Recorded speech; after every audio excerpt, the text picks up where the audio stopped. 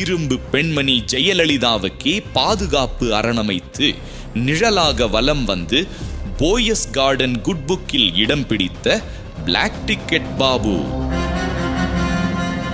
வட சென்னையில் யாருடைய படம் ஓடினாலும் வசூலை அள்ளும் ரியல் ஹீரோ நான் தான் என கர்ஜனையிடும் கராத்தே பாபு. கருணாநிதியும் ஜெயலலிதாவும் கனவு கண்ட தமிழில் அர்ச்சனை திட்டத்தை கருவறைக்குள் கொண்டு சென்ற செயல் பாபு. ஒரு பக்கம் மேயர் பிரியா பாபு என டிவிகே சீண்ட, மறுபக்கம் அல்லேலூயா பாபு என பாஜக வறுத்தெடுக்க எதிர்க்கட்சிகள் பார்வையில் செயல் இழந்த பாபு. சீரியஸ் அரசியல்வாதி மட்டுமல்ல, செய்தியாளர்கள் சந்திப்பில் பாட்டு பாடி நக்கலாய் பதில் சொல்லி இணையத்தையே தெரிக்கவிடும் தக் லைஃப் பாபு. வட சென்னையின் முகம், துறைமுகத்தின் குரல், எம்எல்ஏ சேகர் பாபுவின் அதிரடி அரசியல் ஆட்டத்தை அலசுகிறது mister MLA Sekar Babu. National Arogya expo AYUSH conclave ஜனவரி 9 to 12 வரைக்கும் Chennai heartfulness institute, Babuji memorial ashram, மணப்பாக்கத்தில். இப்போது புதிய அறிமுகம் ஆச்சி ஹோட்டல் சாம்பார் 50 கிராம் ரூபாய் 20 மட்டுமே.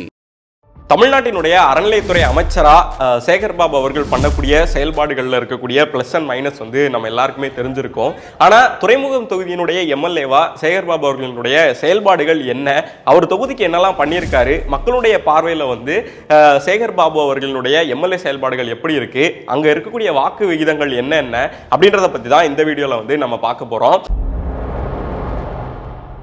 முதல்ல வந்து அதிமுகல சேகர் பாபு அவர்கள் இருக்கும்போது அவருக்கு எம்எல்ஏ சீட் கிடைக்கிறதுக்கு காரணமான சில சம்பவங்கள் இருக்கு. அதுல முக்கியமான சம்பவம் அப்படின்னு எடுத்துக்கிட்டோம் அப்படின்னா, அவர் மதுசூதனனுடைய ஆதரவாளரா போயிட்டு அந்த கட்சியில சேரும் போதே அவர் வந்து நலத்திட்ட உதவிகள் வந்து நிறைய வந்து பண்ணிக்கிட்டே இருப்பாரா. குறிப்பா வந்து இந்த கவுண்டர் நிகழ்ச்சிகள், திமுகல வந்து ஒரு நிகழ்ச்சி பண்றாங்க அப்படின்னா அதுக்கு கவுண்டரா 100 மடங்கு அதை விட பெரிய அளவுல அதிமுக சார்பில் இவர் பண்ணக்கூடிய நிகழ்ச்சிகள் வந்து எப்பவுமே வந்து ஒரு டாக் ஆஃப் த டவுனாவே இருந்துகிட்டு இருக்கும். அதே மாதிரி இந்த வட சென்னையில் இருக்கக்கூடிய தொகுதிகளில் போயிட்டு சேகர் பாபு அவர்களை பார்க்கணும் அப்படின்னாலும் எப்போ வேணாலும் பார்க்கலாம் அப்படின்ற மாதிரியான ஒரு சிச்சுவேஷனுமே இருந்துகிட்டு இருக்குமா. இது வந்து மக்களுடைய மத்தியில் சேகர் பாபு அவர்களுடைய முகத்தை வந்து மிகப்பெரிய அளவில் பிரபலமாகவும் பதிய வைக்கக்கூடிய ஒரு நிகழ்வாகவும் இருந்துச்சு. மதுசூதனன் அவர்களுக்கும் சேகர் பாபு அவர்களுக்கும் இடையில நடந்த அரசியல் விஷயங்களா இருக்கட்டும், பர்சனல் விஷயங்களா இருக்கட்டும், அதுக்கப்புறமா சசிகலா அவர்களிடம் சேகர் பாபு பெற்ற நம்பிக்கையா இருக்கட்டும், இப்படி பல விஷயங்கள் வந்து அதிமுக வந்து அவருடைய முகத்தை வந்து மிகப்பெரிய அளவில் எடுத்துட்டு போய் பதிய வச்சது. ஜெயலலிதா அவர்கள் வந்து பதவி போயிருக்கக்கூடிய சமயத்தில் வந்து அவருடைய பாதுகாப்பு அம்சங்கள் எல்லாமே எடுக்கப்பட்டுச்சு. அந்த நேரத்தில் சேகர் பாபு அவர்கள் தான் ஒரு 40 பேரை வந்து கூட்டிட்டு வந்து பவுன்சர்கள் மாதிரி ரெடி பண்ணி இவருடைய தலைமையில் ஒரு பிரைவேட் செக்யூரிட்டி ஃபோர்ஸை வந்து ஜெயலலிதா அவர்களுக்கு வந்து ஏற்படுத்தி கொடுத்தாரு சேகர் பாபு அவர்கள். அது மட்டும் இல்ல, வட சென்னையில் இருக்கக்கூடிய அந்த நிலம் சார்ந்த அரசியலை வந்து கரைச்சு குடிச்ச ஒரு ஆளா தான் சேகர் பாபு எப்பவுமே இருந்துகிட்டு இருக்காரு.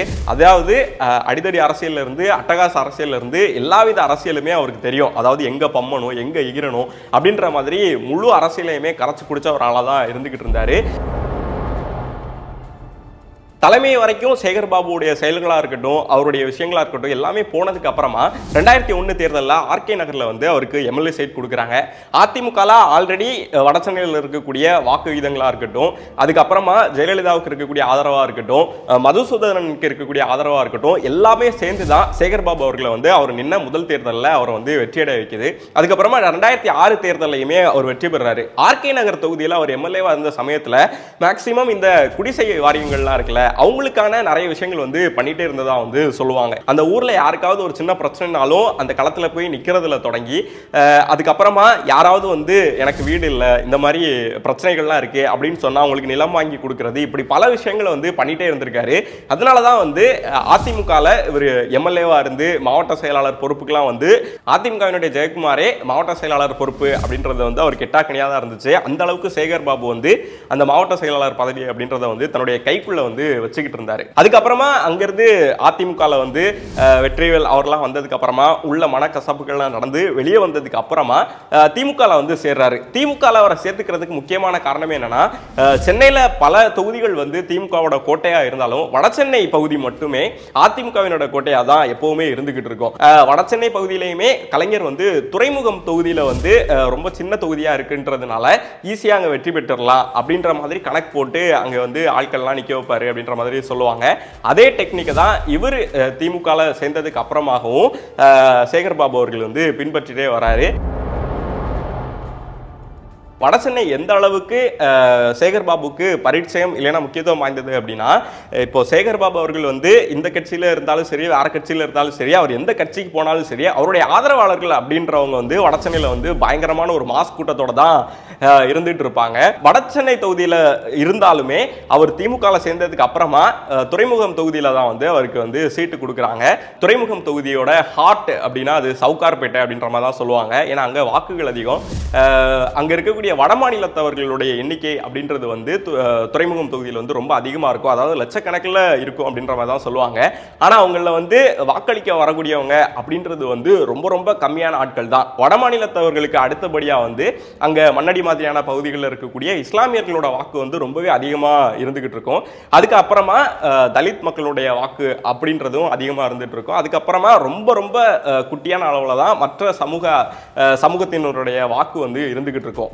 ஸோ சேகர்பாபு அவர்கள் பெரிய அளவில் குறி வைக்கிறது யாரு அப்படின்னா, இஸ்லாமியர்களுடைய வாக்கு எண்ணிக்கையும் தலித் மக்களுடைய வாக்கு எண்ணிக்கையும் தான்.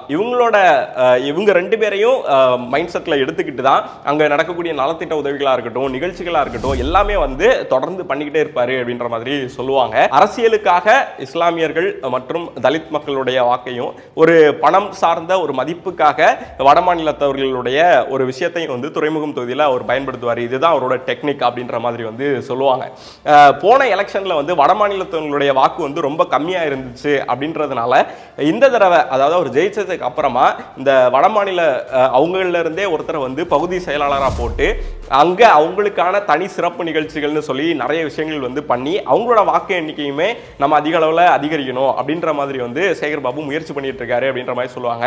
அது மட்டும் இல்ல, கலைஞர், ஸ்டாலின், உதயநிதி இப்படி யாருடைய பிறந்தநாள் வந்தாலும் அவங்க வயசுக்கு ஏற்ப அவங்க என்ன வயசு கொண்டாடுறாங்களோ அந்த நம்பரை போட்டு அது சார்ந்த நலத்திட்ட உதவிகள் வந்து கொடுக்கறது வந்து அவருடைய வழக்கமா இருக்கும். அரிசி பருப்புல தொடங்கி அயன் பாக்ஸ்ல தொடங்கி அண்டா அந்த மாதிரி பல விஷயங்களை வந்து நலத்திட்ட உதவிகளை வந்து கொடுத்துக்கிட்டே இருப்பாரு. அதே மாதிரி தொகுதியில வந்து என்ன நடந்தாலும் அவருக்கு உடனடியாக தகவல் போயிடும். அதாவது 2 தெருவுக்கு ஒரு ஆள் வந்து கண்காணிப்பாளர் மாதிரி அவர் போட்டு வச்சிருப்பாராம். ஒரு கேமரா எடுத்துட்டு யாரோ உள்ள போறாங்க, இல்லைன்னா வித்தியாசமா யாரோ உள்ள போறாங்க அப்படின்னாலே அவருக்கு தகவல் போயிடும். அந்த அளவுக்கு தொகுதி வந்து அவருடைய கண்காணிப்பின் கீழே வந்து இருந்துட்டு இருக்கு அப்படின்ற மாதிரி தான் சொல்லுவாங்க.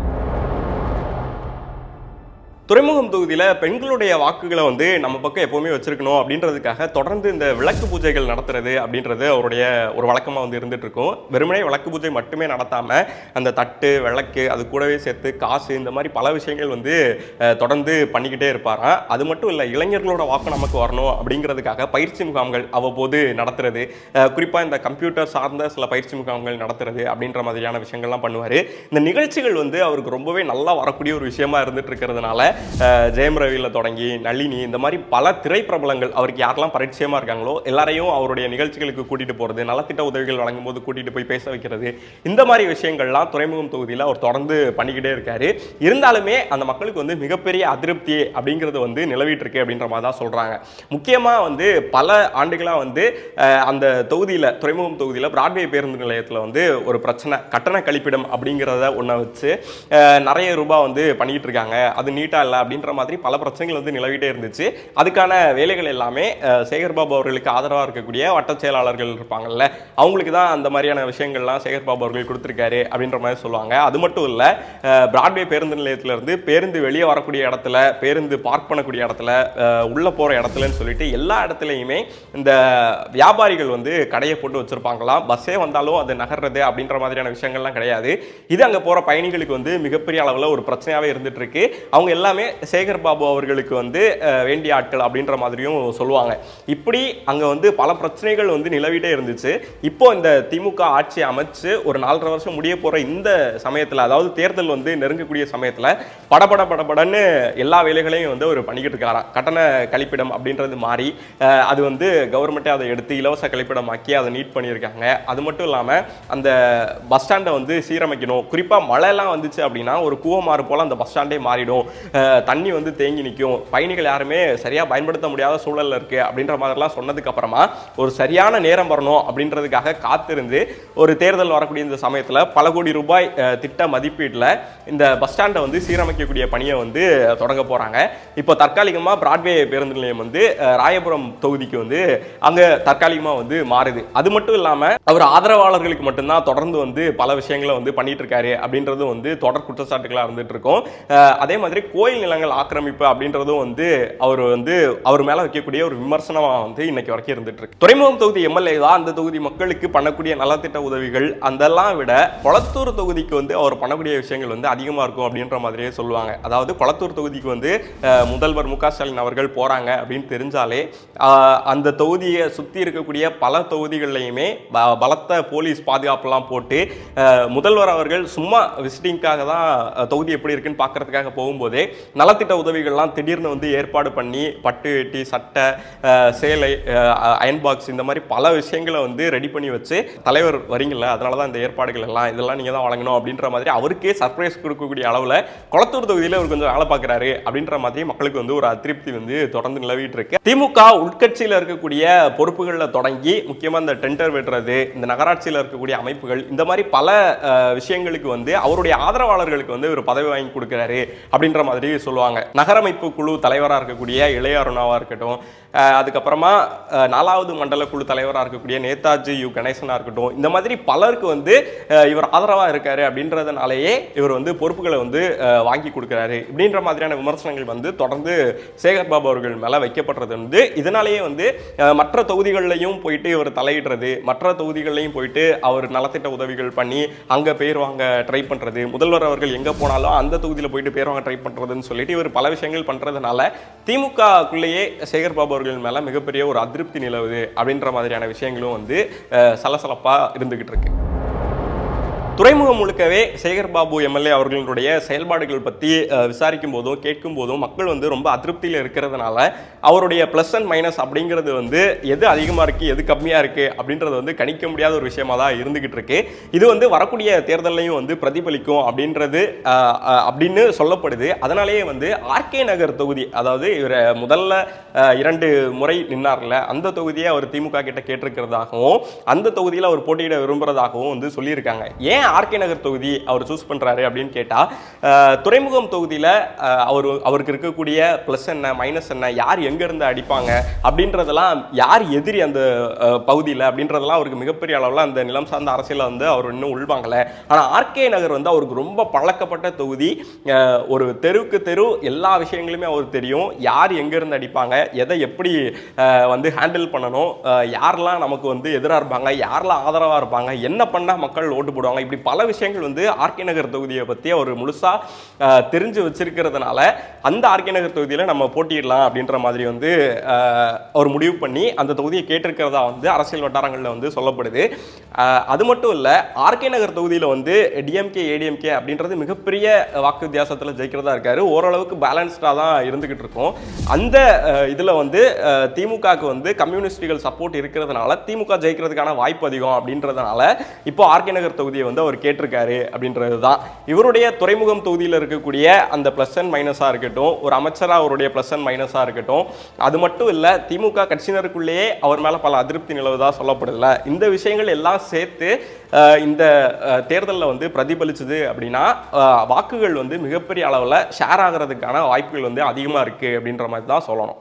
நேஷனல் ஆரோக்கியா எக்ஸ்போ அண்ட் நம்ம சென்னையில மணப்பாக்கத்தில் உள்ள ஹார்ட்ஃபுல்னஸ் இன்ஸ்டிடியூட் பாபுஜி மெமோரியல் ஆசிரமம் January 9 to 12. Click the link below and register.